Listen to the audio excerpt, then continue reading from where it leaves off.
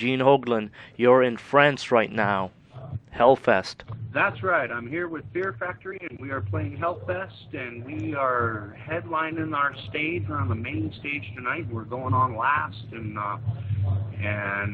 there's a bunch of great bands playing here, like Deftones and Sepultura and a whole ton of other acts. I know there's a poster around here somewhere. I'm trying to look at it. But yeah, there's just tons of wicked bands playing here. Marduk and Immortal, and it's a biggie. All bands you must know, I'm sure.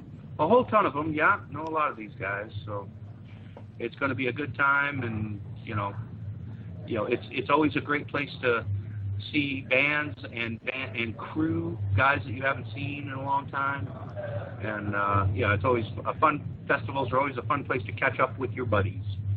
Now you're touring for the summer now, I take it.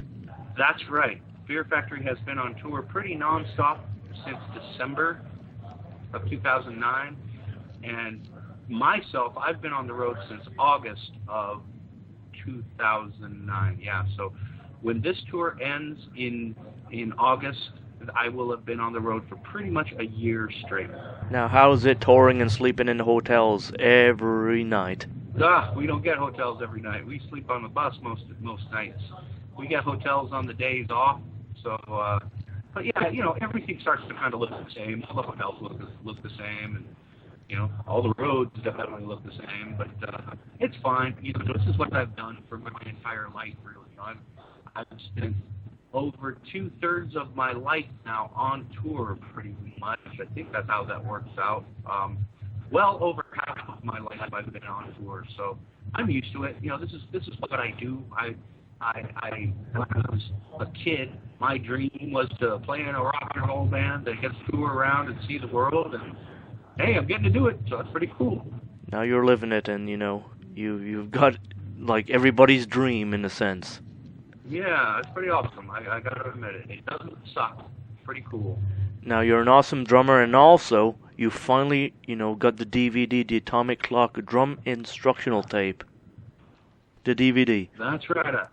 I know I've been promising it for a few years now, and it has been done for quite some time. But since I'm pretty much a one-man operation for the most part, on a lot of levels of what I do, it was kind of hard to find the time to just get it completed. And I'm relying on others on some of this.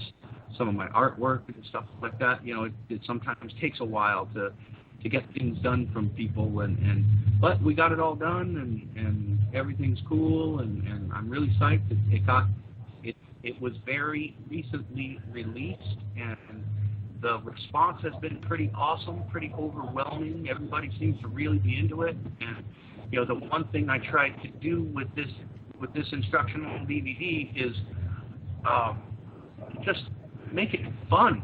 There's so many times that you see this wicked player, this guy that's got great chops and just a killer jammer, but their personality is pretty non-existent, and so I've always been pretty decent in front of a camera, pretty decent in front of a mic, so I just had some fun with it. I winged the whole thing, all of it. There's no scripts or anything. It's just like pretty much, hey, turn some cameras on the guy, let him go. And, I funded it all myself, so I never had any of my drum companies like sweating me or telling me, you need your release date. When are you going to release this thing? So it's been, it's been pretty much, I had no issues with anybody else putting their fingers into my pie. So that was pretty cool. Even though I love all my companies and I love anything, but I paid for it myself, and I didn't have to. HoglanIndustries.com, is this where mostly you can buy this DVD instructional tape? Exactly. You can only get it from HoglanIndustries.com right at the moment, and maybe somewhere I might have some distribution. But as of right, wait, hang on. Yeah, so whatever I was about to say, it was about to be something super awesome. Yeah. HoglanIndustries.com. That's right. You can only get it from HoglanIndustries.com right at the moment. Maybe somewhere down the road I might have some distribution for it, but I'm a little wary of distribution companies because they can tell you all the nice stuff and then never pay you. So I just figured, even if I don't sell as many, at least I make all the dough off this. You know? Right. It's like, this is pretty much an in-house cool thing, you know. It's like there's none of those, you know, suits or big wigs had to do with this thing. I just pretty much did a really underground thing with it, and I'm keeping it relatively underground, as underground as I could be by hiring a PR firm and setting up interviews, but you know what I mean. And the title to the Atomic Clock, where you come out with the idea, you know, to use a name like that? Well, that was a nickname that was given to me some time ago of just, you know, and I thought it was really cute.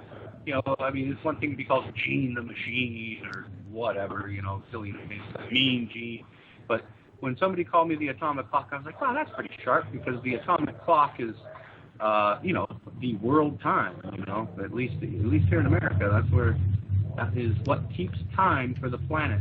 And I thought that was pretty neat. It was giving me such a nice compliment on my meter.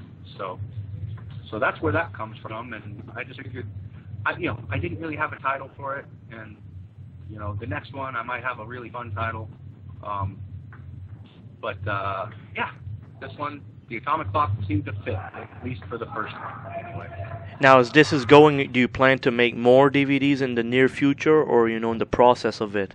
I mean, you're a really busy guy. Oh yeah. If I do any more DVDs, they are nothing more than in the planning stages.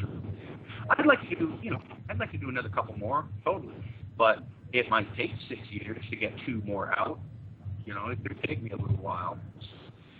But yeah, I do intend on doing another one, hopefully somewhere down the road, and because, you know, upon further reflection on watching this thing, I put out about a tenth of the information that I have boiling in my brain. So, you know, I got a whole bunch more stuff I can talk about.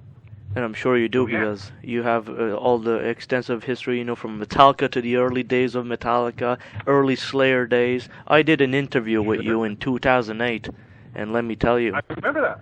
It lasted 40 minutes, I think, of pure knowledge, Gene. And you're still tired in the morning when I called you. There you go. Yeah, figures. That's pretty good.